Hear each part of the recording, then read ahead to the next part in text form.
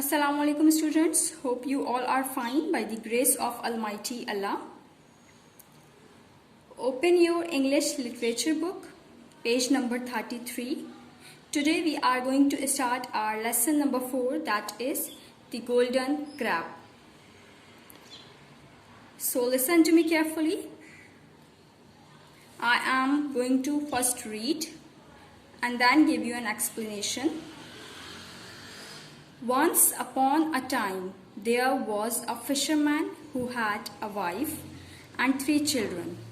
Every morning he went out fishing, and whatever fish he caught, he sold to the king. One day, among the other fishes, he caught a golden crab. When he came home, he put all the fishes together into a great dish. But he kept the crab separate because it shone so beautifully, and placed it upon a high shelf in the cupboard. Now, while the old woman, his wife, was cleaning the fish, she suddenly heard a voice which said, "Hello, please catch me out." She turned round in surprise, and then she saw the little golden crab. "What, you can speak, can you?" she said. Then she took him up and placed him on the table. When her husband came home, they sat down to dinner. Presently, they heard the crab's little voice saying, "Give me some too." They were all very much surprised, but they gave him some food. When the old man came to take away the crab's dinner plate, he found it full of gold. And as the same thing happened every day, he soon became... Students, यहाँ पर एक story है the golden crab. जैसे कि आपको chapter से अंदाज़ा हो रहा है, so it is a story of a crab. एक टाइम का जिक्र है कि एक फिशरमैन था, ठीक है, जो कि अपनी वाइफ और 3 बच्चों के साथ रहता था. वो रोज़ाना डेली मॉर्निंग में वो फिशिंग करने जाता था, जहाँ से वो फिशेस जो थी वो कॉट करता था, मछलियाँ पकड़ता था और उन्हें किंग को बेच देता था. एक दिन वो फिशेस के साथ साथ एक गोल्डन क्रैब भी पकड़ कर लेकर आता है. तो वो जब अपने घर में आता है तो वो सारी फिशेस को put all the fishes together into a great dish, एक बहुत बड़ी डिश में सारे फिशेस को रख लेता है. लेकिन जो क्रैब होता है उसको वो अलग से रखता है. क्यों रखता है? क्योंकि वो बहुत ब्यूटीफुली शाइन कर रहा होता है. जैसे कि हमें उसके कलर पता है, दैट इज ब्राउन. सो वो उस क्रैब को कबर्ड की हाई शेल्फ में रख देता है, ठीक है, और अपनी वाइफ से कहता है. अब उसकी जो वाइफ है वो सारी फिशेस को क्लीन कर रही होती है. तो उसे अचानक एक वॉइस आती है, "hello, please get me out, मुझे यहाँ से बाहर निकालो." जब वो पीछे मुड़कर देखती है तो हैरान रह जाती है कि वो आवाज़ जो है वो गोल्डन क्रैब की है, छोटा सा जो गोल्डन क्रैब है उसकी है. तो वो उससे कहती है, "क्या तुम बोल सकते हो?" फिर दैन वो उसको बाहर निकालती है और टेबल पर रख देती है. जब उसका हस्बैंड घर पर आता है और वो लोग डिनर कर रहे होते हैं तो उसे दोबारा क्रैब की वॉइस आती है कि मुझे भी कुछ खाने को दो. तो फिशरमैन और उसकी वाइफ जो होती है वो सब बहुत सरप्राइज हो जाते हैं और वो उसको खाने को, डिनर में जो खा रहे होते हैं उसको फूड दे देते हैं. जब ओल्ड मैन उससे डिनर प्लेट वापस लेता है, यानी कि जो क्रैब खा लेता है डिनर, उसकी जब प्लेट वो वापस लेकर आता है तो वो देखता है कि पूरी जो प्लेट है वो गोल्ड से फुल हुई हुई है. और इस तरीके से रोज़ाना ये सब कुछ होना शुरू हो जाता है, यानी कि वो डेली उसे खाना देते हैं लिटिल क्रैब को, और वो डेली उन्हें वो प्लेट जो होती है उसको गोल्ड से फिल करके दे देता है. Turn at page number 34. He soon became very fond of the crab. One day the crab said to the fisherman's wife, "Go to the king and tell him I wish to marry his younger daughter." The old woman went to the king and told him what the crab wanted. The king laughed a little at the notion of his daughter marrying a crab, but he didn't decline the proposal altogether.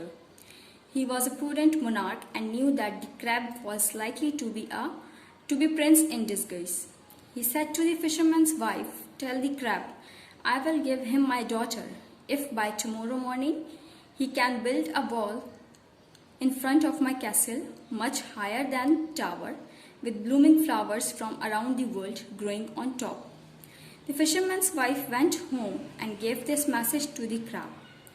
Then the crab gave her a golden rod and said, "Go and strike with this rod 3 times upon the ground on the place which the king showed you, and tomorrow morning the ball will be there." Students, क्या होता है कि इस तरीके से वो लोग यानी कि फिशरमैन उसकी जो वाइफ होती है वो क्रैब के बहुत ज़्यादा शौकीन हो जाते हैं, उसको बहुत प्यार से वो अपने पास रखते हैं। तो एक दिन क्रैब जो होता है वो फिशरमैन की वाइफ से कहता है कि तुम किंग के पास जाओ और उसे ये जाकर कहो कि मैं उसकी छोटी बेटी से शादी करना चाहता हूँ। तो ओल्ड वुमेन जो होती है फिशरमैन की वाइफ वो किंग के पास जाती है और बताती है कि एक क्रैब है जो कि आपकी बेटी से शादी करना चाहता है। तो किंग जो होता है वो इस बात पर हंसता है कि मेरी बेटी जो है वो क्रैब से शादी करेगी, लेकिन वो उस प्रपोजल को इनकार नहीं करता है, डिक्लाइन नहीं करता है, क्योंकि वो जानता है कि यकीनन ये जो क्रैब है ये एक प्रिंस होगा और इस पर कोई मैजिक करके इसे क्रैब बना दिया गया है। सो वो फिशरमैन की वाइफ को कहता है कि तुम क्रैब के पास जाओ और उससे कहो कि मैं ठीक है अपनी बेटी की शादी तुमसे करता हूँ, लेकिन तुम्हें कल सुबह तक मेरे कैसल के बाहर एक बहुत बड़ी सी दीवार बनानी है, टावर जितनी ऊंची, जिसमें फ्लावर्स जो हों वो वहां पर मौजूद हों, उसके टॉप पर लगे होने चाहिए। तो फिशरमैन की वाइफ जाती है, क्रैब को बताती है, जो किंग का मैसेज होता है वो देती है। फिर क्रैब जो होता है वो फिशरमैन की वाइफ को एक गोल्डन रॉड देता है और कहता है कि ये जो किंग ने तुम्हें जगह बताई है जहां पर वो टावर बनवाना चाहता है, वहां पर जाकर तुमने इस रॉड को 3 टाइम्स उस ग्राउंड पर मारना है, ठीक है, और तुम देखना कि कल सुबह वहां पर एक वॉल बन जाएगी। Come at page number 35. The old woman did so. The next morning, when the king awoke, what do you think he saw? The wall stood there before his eyes exactly as he had described it. Then the old woman went back to the king and said to him, "Your Majesty's orders have been fulfilled." "That is all very well," said the king, "but I cannot give away my daughter until there stands in front of my palace a garden in which there are 3 fountains, of which the first must spray gold, the second diamonds, and the 3 brilliants." So the old woman had to strike again 3 times upon the ground with the rod, and the next morning the garden was there. The king now gave his consent and the wedding was fixed for the very next day. Then the crab said to the old fisherman, "Now take this rod, go and knock with it on a certain mountain. Then a servant will come out and ask you what you wish for. Answer him thus, 'Your master, the king, has sent me to tell you that you must send him his golden garment that is like the sun. Make him give you besides the queenly robes of gold and precious stones, which are like the flowery meadows. And bring them both to me, and bring me also the golden cushion." अच्छा जी, अब जैसे कि king का जो first order होता है वो यही होता है कि वो उसे अपने कैसल के बाहर एक टावर चाहिए, बहुत हायर सा, एक वॉल बिल्ड करनी होती है उसे, टावर से भी ऊंची। तो जब सुबह किंग उठता है तो क्या दिखता है कि वहां पर जो जैसे उसने डिस्क्राइब किया था क्रैब को जो ऑर्डर्स दिए थे वो पूरे हो चुके होते हैं। तो ओल्ड वुमेन जो होती है किंग के पास आती है और कहती है कि आपने जैसा कहा था वैसे ऑर्डर्स पूरे हो चुके हैं। तो किंग कहते हैं बहुत खूब, लेकिन मैं अभी भी अपनी बेटी नहीं दे सकता जब तक मेरे पैलेस के बाहर एक गार्डन होना चाहिए जिसमें 3 फाउंटेन्स होने चाहिए, पहला गोल्ड जिसमें से आ रहा हो, सेकेंड डायमंड और थर्ड ब्रिलियंट। फिर उसके बाद ओल्ड वुमेन जो होती है वो जाकर जो उसको रॉड मिलती है वही वहां पर ग्राउंड पर जाकर वो अगेन 3 टाइम्स उस ग्राउंड पर मारती है। तो नेक्स्ट मॉर्निंग क्या होता है कि वहां पर गार्डन होता है जिसमें से फाउंटेन्स 3 मौजूद होते हैं। अब किंग जो होता है वो इजाजत दे देता है शादी की और उसके अगले दिन ही किंग की यंगर डॉटर की शादी जो होती है वो क्रैब के साथ हो जाती है। लेकिन मीनवाइल क्रैब जो होता है वो ओल्ड फिशरमैन से कहता है कि अब आप ये रॉड लो और इस रॉड को ले जाकर एक सर्टेन माउंटेन होगी वहां आपने नॉक करना होगा, तो वहां पर एक सर्वेंट बाहर आएगा। आपने सर्वेंट से पूछना, वो आपसे पूछेगा कि क्या विश है, तो आप उसे आंसर देना कि तुम्हारा जो मास्टर है, जो कि किंग है, उसने मुझे यहाँ पर भेजा है और वो चाहता है कि उससे का गोल्डन गारमेंट जो है, जो कि सन की तरह चमक रहा होता है, वो दे दो। प्लस ये कि उसकी जो वाइफ होगी, उसकी जो क्वीन होगी, क्वीनली रोब्स ऑफ गोल्ड और प्रीशियस स्टोन्स भी चाहिए, ठीक है। और ये दोनों चीजें वो तुम्हें दे देगा। और उससे ये भी कहना कि उसे गोल्डन कुशन भी चाहिए। Now turn eight page number 36। The old man went and did his errand. When he had brought the precious robes, the crab put on the golden garment and then crept upon the golden cushion. The fisherman carried him to the castle, where the crab presented the other garments to his bride. Then the wedding ceremony took place. Later, when the marriage pair were alone together, the crab made himself known to his young wife. He told her that he was the son of the greatest king in the world. But he was enchanted, so that he became a crab by day and was a man only at night. He also explained that he could change himself into an eagle as often as he wished. Then he shook himself and immediately became a handsome youth. But the next morning he was forced to creep back again into his crab shell. And the same thing happened every day. The prince's affection for the crab and the polite attention with which she behaved to him surprised the royal family. They suspected some secret, but though they spied and spied, they couldn't discover it. Thus a year passed away. The princess seemed happy, but her mother still thought the whole matter very strange. At last she said to the king that he ought to ask his daughter whether she would not like to have another husband instead of the crab. But when the daughter was questioned, she only answered, "I am happily married to the crab." Students, क्या होता है कि old man जो होता है, जैसे उसे crab कहता है वो बिल्कुल वैसे ही करता है। वहाँ जाता है और वहाँ से जो सामान वगैरह जो उसे कहा जाता है क्रैब जो कहता है लेकर आने को, वो लेकर आता है। देन उसके बाद क्या होता है, क्रैब जो होता है वो गोल्डन गारमेंट अपने ऊपर पहन लेता है वो, और अपने गोल्डन कुशन पर आकर बैठ जाता है और फिशरमैन से कहता है कि उसे अब कैसे लेकर चलो। देन वो दूसरे गारमेंट्स जो दूसरे क्वीन के लिए, जो ब्राइड के लिए ड्रेस आते हैं, वो क्रैब जो होता है वो अपनी ब्राइड को दे देता है और इस तरह शादी उनकी हो जाती है। उसके बाद जब मैरिड पेयर जो होता है, क्रैब जो होता है वो अपनी यंग वाइफ को बताता है कि वो एक बहुत बड़े किंग का बेटा है, ठीक है। दुनिया का जो बहुत बड़ा किंग है उसका एक बेटा है और वो एक मैजिक के उसमें आ चुका है, मैजिक के ज़ेरे असर है कि वो दिन में क्रैब होता है और वो रात में एक इंसान बन जाता है। प्लस वो ये भी बताता है कि वो अपने आप को ईगल की फॉर्म में भी चेंज कर सकता है अगर वो ख्वाहिश जाहिर करे तो। देन क्या होता है, फौरन ही वो एक हैंडसम सा यूथ बन जाता है, एक हैंडसम सा किंग बन जाता है। और नेक्स्ट मॉर्निंग वो अगेन क्रैब बनकर क्रैब के शेल में रहता है और इस तरह रोजाना होता है कि वो डे में एक क्रैब होता है और नाइट में वो एक इंसान बन जाता है। सो उसकी जो प्रिंसेस होती है या जो क्रैब की जो वाइफ होती है वो उससे बहुत मुतासिर होती है और उसके साथ बहुत प्यार से पेश आना शुरू कर देती है। उसका जो बिहेवियर होता है उसके साथ पॉजिटिव हो जाता है। तो ये सब कुछ देखकर रॉयल फैमिली जो होती है वो सरप्राइज हो जाती है, यानी कि किंग और उस क्वीन, यानी कि जो प्रिंसेस की फैमिली होती है वो बहुत ज़्यादा हैरान हो जाती है। वो लोग ये सोचते हैं कि यकीनन यहाँ पर कोई ना कोई सीक्रेट है और वो उसकी जासूसी करना शुरू कर देते हैं, लेकिन उन्हें कुछ हासिल नहीं होता है।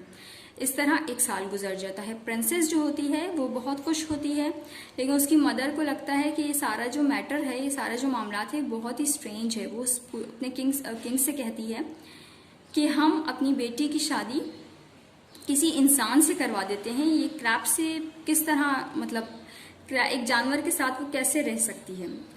तो जब ये क्वेश्चन क्वीन से प्रिंसेस से किया जाता है, अपनी डॉटर से करते हैं, तो वो कहती है कि मैं क्रैब के साथ बहुत ज़्यादा खुश हूँ। Come at page number 37। Then the king said to her, I will hold a tournament in your honor and I will invite all the princes in the world to it, and if any one of them pleases you, you shall marry him. In the evening the princess told this to the crab, who said to her, take this rod, go to the garden gate and knock with it. Then a servant will come out and say to you, why have you called me, and what do you require of me? Answer him thus, your master the king has sent me here to tell you to send him his golden armor and his steed and the silver apple, and bring them to me. The princess did so, and brought him what he desired. The following evening the prince dressed himself for the tournament. Before he went, he said to his wife, now mind you, do not say when you see me that I am the crab, for if you do, evil will come of it. Place yourself at the window with your sisters. I will ride by and throw you the silver apple, then it in your hand. But if they ask you who I am, say that you don't know. So saying, he kissed her, repeated his warning once more, and went away. The princess went with her sisters to the window and looked on at the tournament. Presently her husband rode by and threw the apple up to her. She caught it in her hand and went with it to her room. Her father was much surprised that she didn't seem to care about. King जो होता है वो अपनी बेटी से कहता है कि मैं एक टूर्नामेंट कर रहा हूँ तुम्हारे ऑनर में, जिसमें मैं सारे दुनिया के सारे जितने प्रिंस हैं उन सबको बुलाऊंगा, और जो तुम्हें ठीक लगे तुम उससे शादी कर लेना। इवनिंग में प्रिंसेस ये सब बातें क्रैब को बताती है, तो क्रैब उससे कहता है कि ये रॉड लो, गार्डन गेट पर जाओ और वहां पर नॉक करना। एक सर्वेंट आएगा, वो तुमसे पूछेगा कि तुमने मुझे क्यों बुलाया है, मुझसे क्या चाहती हो, तो तुम उसे आंसर देना कि तुम्हारे मास्टर जो किंग है उसने मुझे यहाँ पर भेजा है, और वो अपना गोल्डन आर्मर और अपना एक घोड़ा और सिल्वर एप्पल मांग रहा है, वो तुम्हें देगा, तुम वो सब लेकर आ जाना। तो प्रिंसेस वैसे ही करती है। उसी शाम को प्रिंस जो होता है अपने टूर्नामेंट के लिए रेडी होता है और अपनी वाइफ से कहता है कि ये बात तुम अपने जहन में रखना, ये सिर्फ तुम्हें पता है कि मैं एक क्रैब हूँ, अगर तुमने किसी को बताया कि मैं एक इंसान भी बन सकता हूँ तो यकीनन तबाही जो है वो हमारे हिस्से में आएगी। इसलिए तुम सिस्टर्स के साथ अपनी विंडो पर खड़ी रहना, मैं घोड़े पर आऊँगा, तुम्हारे तरफ एक सिल्वर एप्पल फेंकूंगा, तुमने उसे अपने हाथ में लेना है। बट अगर कोई तुमसे पूछे कि कौन है ये, क्या तुम इसे जानती हो, तो तुम यही कहना कि तुम मुझे नहीं जानती हो। देन वो अपनी वार्निंग को दोबारा रिपीट करता है और वहां से चला जाता है। प्रिंसेस जो होती है वो अपनी सिस्टर के साथ विंडो में आकर खड़ी हो जाती है टूर्नामेंट देखने के लिए। जब वो देखती है उसका हस्बैंड आता है घोड़े पर सवार, ठीक है, और उसकी तरफ एक एप्पल फेंकता है। वो उस एप्पल को पकड़कर हाथ में ले लेती है, कैच ले लेती है, एंड देन वो अपने रूम में आ जाती है। तो उसके जो फादर होते हैं वो बहुत ज्यादा सरप्राइज होते हैं। Turn eight page number 38। Any of the princess he therefore arranged a second tournament, यानी कि जो प्रिंसेस है वो किसी भी दूसरे प्रिंस की तरफ उसने तवज्जो नहीं दी है, तो इसलिए वो क्या करते हैं कि वो दूसरा एक टूर्नामेंट अरेंज करते हैं।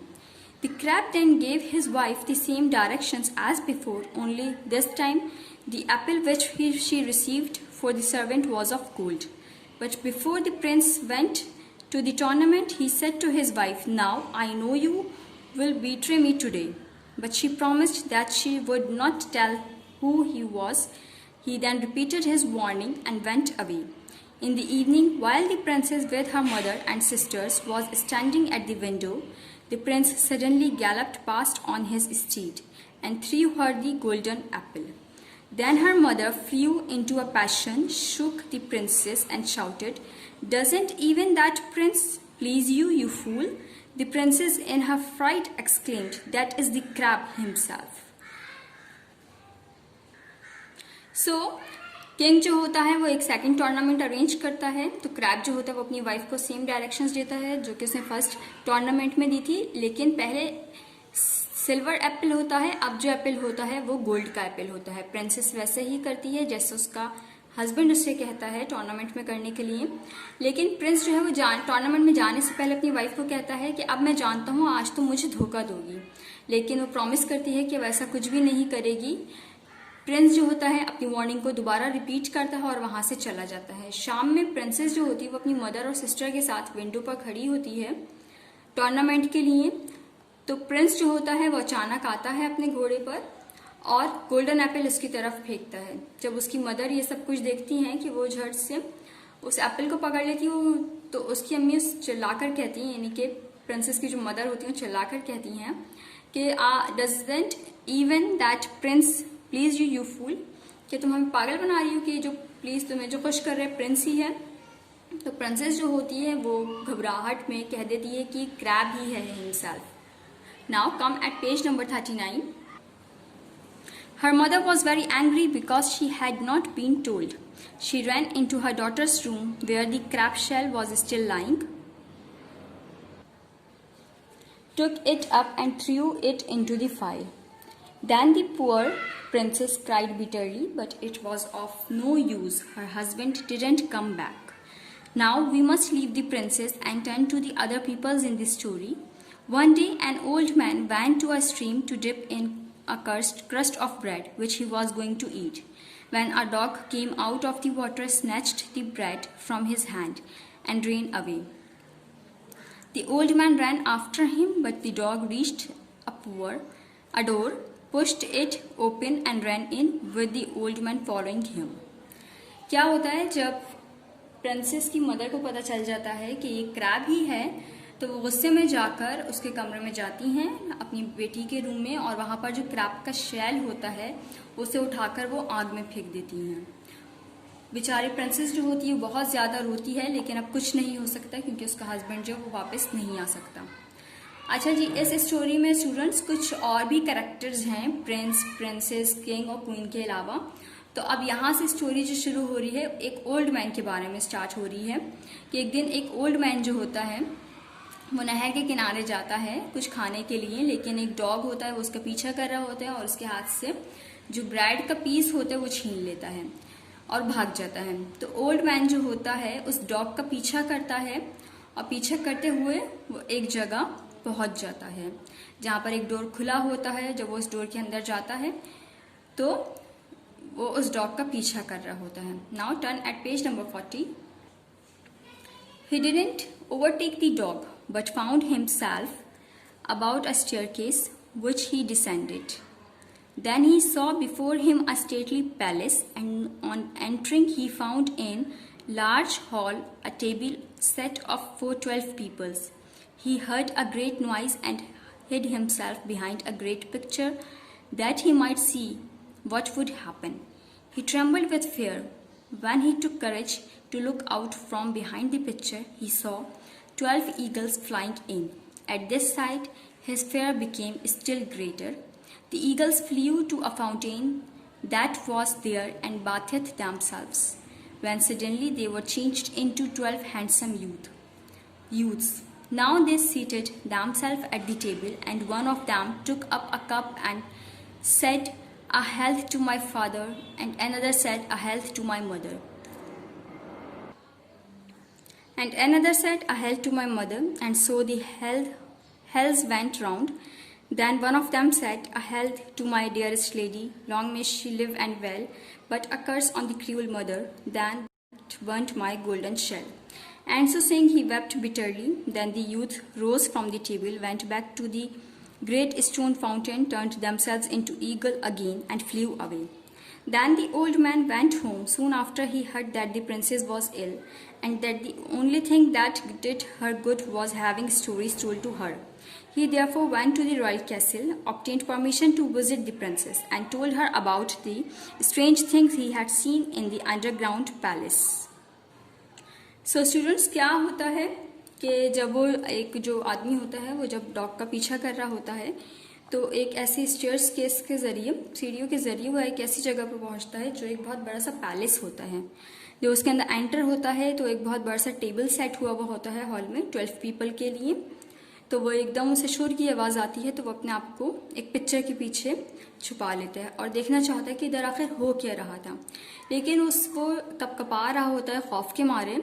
फिर वो हिम्मत करके उस पिक्चर के पीछे से बाहर निकलता है और देखता है कि वहाँ पर 12 ईगल्स जो हैं वो उड़कर वहाँ आई हैं और वो देखता है, लेकिन उसका डर जो है, खौफ जो है वो भी और ज़्यादा बढ़ जाता है जब उन सारी ईगल्स को देखता है कि वो फाउंटेन से उड़कर अपने आप को, उन्होंने जो एक पूल था उसमें बात किया है और आकर अचानक अपने आप को 12 हैंडसम यूथ में बदल गए हैं, 12 हैंडसम यंग मैन में बदल लिया है।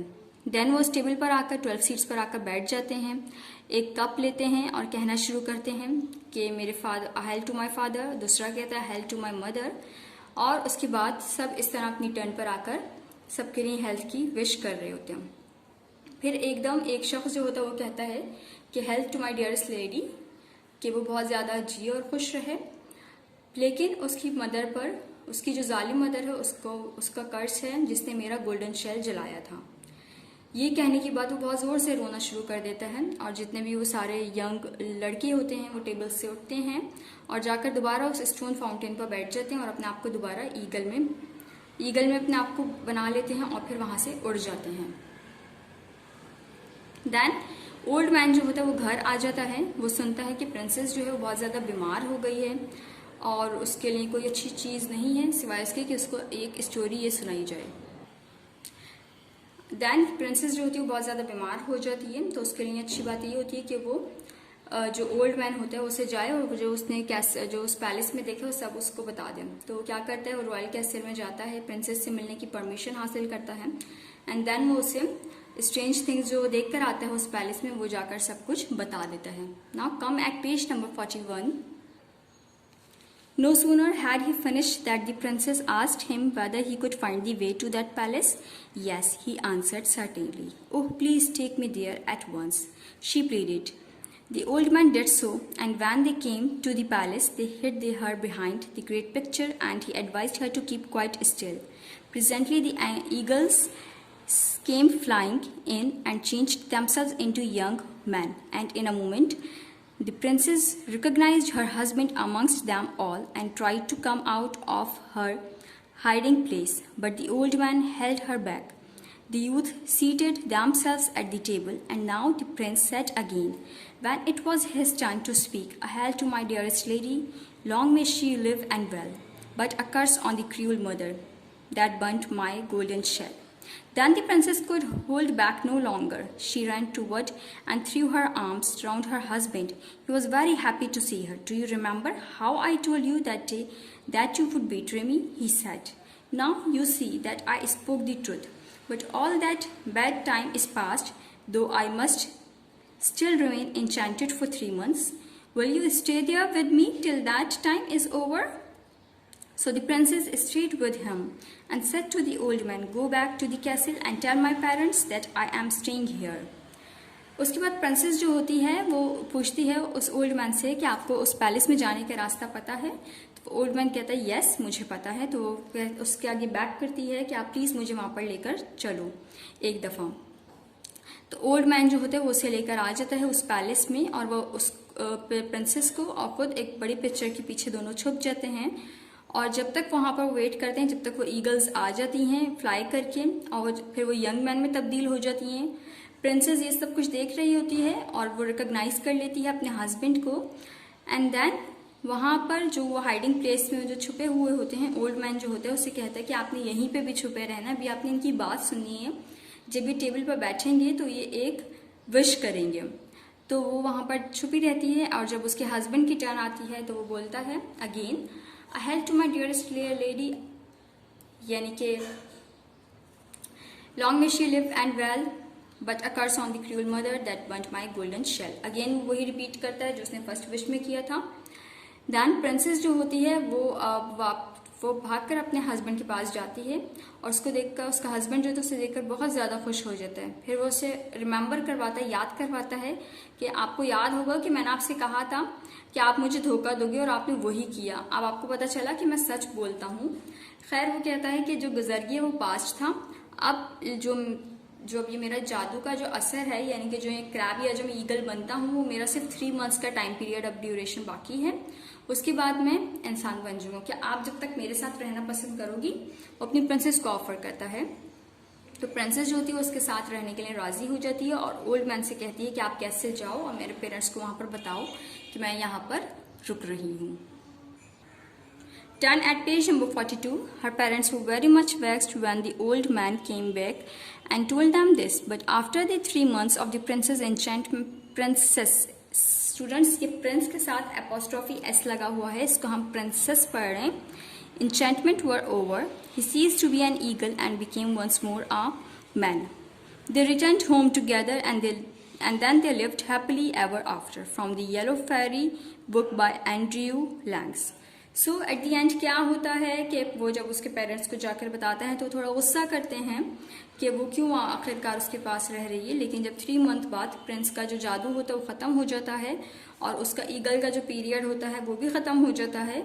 देन वो एक इंसान बन जाता है, एक मैन बन जाता है, फिर वो वापस महल आ जाते हैं और हंसी खुशी दोनों रहना शुरू कर देते हैं। स्टूडेंट्स, ये जो चैप्टर था वो आपकी येलो फेरी बुक से लिया गया है जिसको एंड्रयू लैंग ने लिखा है। So there is a short note about the poet, about the author. Andrew Lang's fairy books are a series of 25 collections of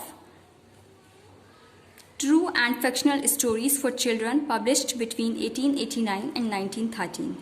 Andrew Lang, 1844-1912, was a poet, novelist, and a literary critic, but is best known for these anthologies of collected stories.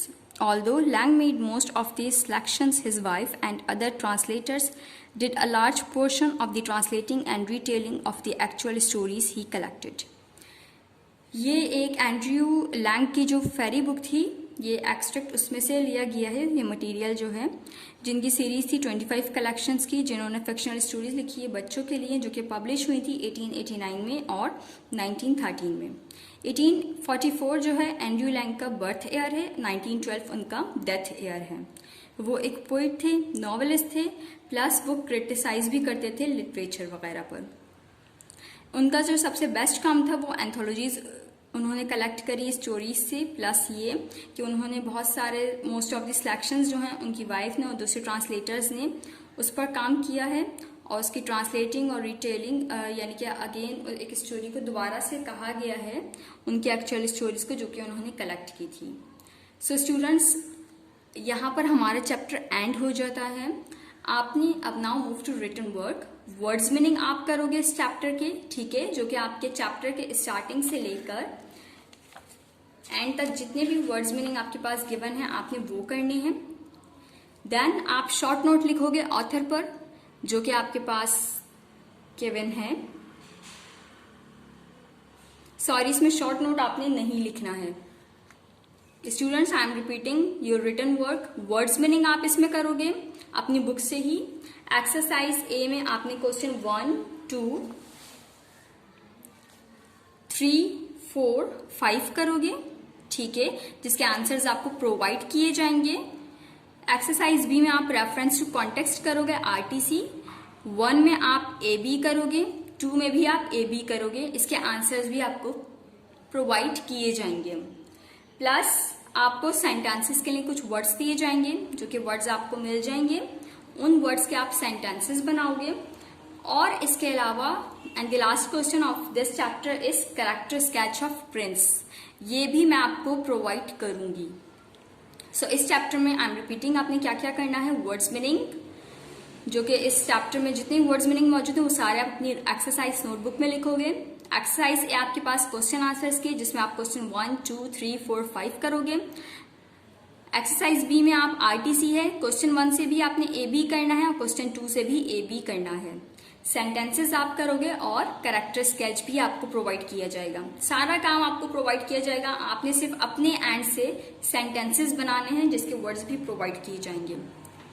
So make sure आपने अपना काम complete करना है और जिस तरह लिख कर दिया जाएगा काइंडली उसको वैसे ही अपने एक्सरसाइज नोटबुक में लिखिएगा, ताकि आपका जो मिस्टेक का मार्जिन हो कम से कम हो। Thank you.